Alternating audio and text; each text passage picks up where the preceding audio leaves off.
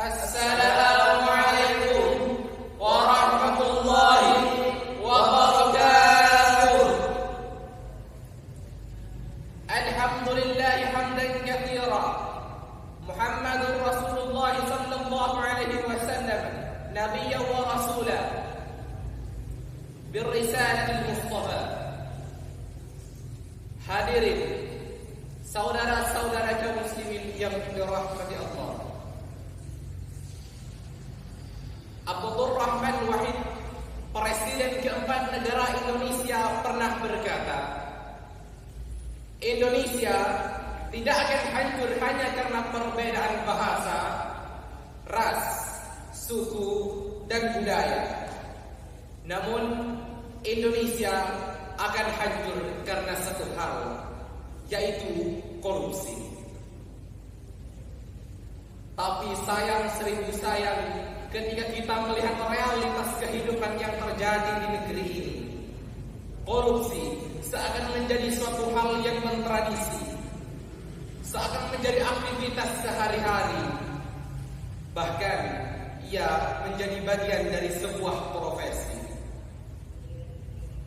Sebagaimana yang dilaporkan oleh Voice of America pada tanggal 22 Januari 2020 mengungkap bahwa Indonesia menjadi negara terkorup ke-85 dari 180 negara yang ada. Negeri kita ini belum lepas dari korupsi bahkan hingga saat ini. Astagfirullahaladzim. Inikah wajah negeri kita yang katanya menjunjung tinggi nilai-nilai agama dan budaya? Inikah wajah negeri kita yang katanya menyeratkan semangat Pancasila dan UUD 45? Inikah wajah negeri yang selalu kita gembar-gemborkan sebagai salah satu negara terbaik di dunia? Atau inikah wajah negeri kita tanah surga katanya? Padahal siapapun seharusnya menyadari bahwa corruption is the root of evil.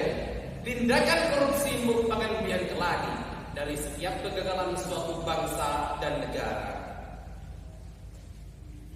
Oleh karena itu, hadirin, pemimpin sejati adalah pemimpin yang anti korupsi, akan menjadi topik pembicaraan kita pada kesempatan kali ini. Untuk kemudian kita urai serta carikan solusi berlandaskan Al-Quran Surah Al-Imran ayat 26 sebagaimana berikut.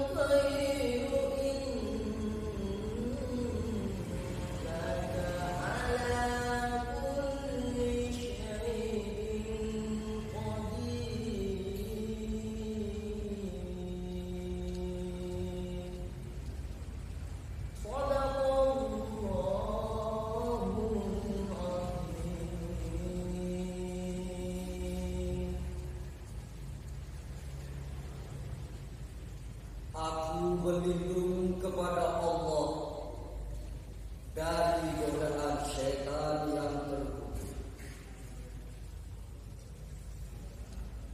Dengan menyebut nama Allah yang Maha Pengasih lagi Maha Penyayang.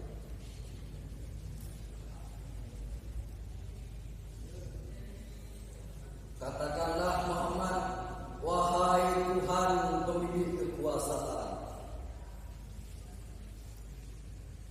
Engkau berikan kekuasaan kepada siapapun yang Engkau kehendaki.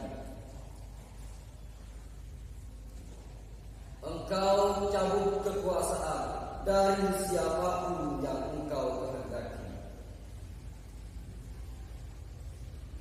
Engkau muliakan siapapun yang Engkau kehendaki. Dan Engkau hinakan pula siapapun yang Engkau kehendaki. Di tangan Engkaulah segala kebijakan. Sungguh Engkau Maha Kuasa atas segala sesuatu. Maha benar Allah dengan segala firman-Nya.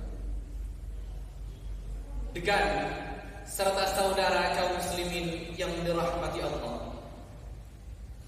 Jalaluddin As-Suyuti dalam kitabnya Lubabun Nuzul fi Asbabin Nuzul meriwayatkan bahwa ayat ini turun berkaitan dengan harapan serta permohonan Nabi kepada Allah agar dua kekuatan besar Persia dan Romawi masuk ke dalam Islam serta menjadi umatnya kelak.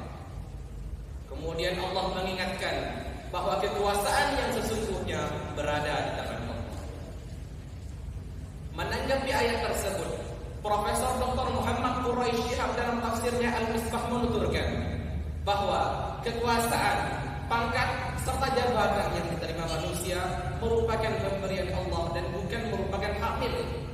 Serta dalam setiap kekuasaan akan diambil kembali olehnya. Saudara-saudara kaum muslimin yang dirahmati Allah, dari ayat ini sudah jelas bahwa kita lebih-lebih penyelenggara negara, mulai dari aparat desa hingga aparatur istana negara, agar tidak lupa daratan saat menjalani masa jabatan serta mengarungi lautan kekuasaan. Sebab tugas utama mereka adalah menyejahterakan bangsa, bukan malah menjadi orang-orang berpenyakit amnesia. Kewajiban utama mereka adalah memenuhi hak-hak rakyat, bukan malah menjikat milik rakyat. Jabatan yang mereka raih seharusnya menjadi pelecut semangat untuk menjadi suksesor kewajiban bangsa, bukan malah membuat rakyat menderita tak punya asa. Dan keberadaan mereka menjadi media inspirasi dan aspirasi, bukan malah melakukan tindak pidana korupsi. Betul? Sekarang mari kita perhatikan akibat dari perbuatan mereka. Di sana sini pembangunan terhambat, pendidikan tersumbat, ekonomi tersendat, kemiskinan kian meningkat, rakyat semakin melarat, hukum semakin sekarat karena tidak mampu menjerat para penjahat dan koruptor serta penjahat-penjahat yang terkutuk dan terlaknat. Dengan serta saudara kaum muslimin yang dirahmati Allah, jabatan adalah amanah, dan setiap manusia ditakdirkan memikul amanah sesuai dengan tugas dan fungsinya masing-masing. Kullukum ra'in wa kullukum mas'ulun 'an ra'yatihi. Setiap kamu adalah pemimpin dan setiap pemimpin akan dimintai pertanggungjawaban. Oleh karena itu lebih-lebih penyelenggara negara untuk tidak menyia-nyiakan amanah yang diberikan oleh rakyat.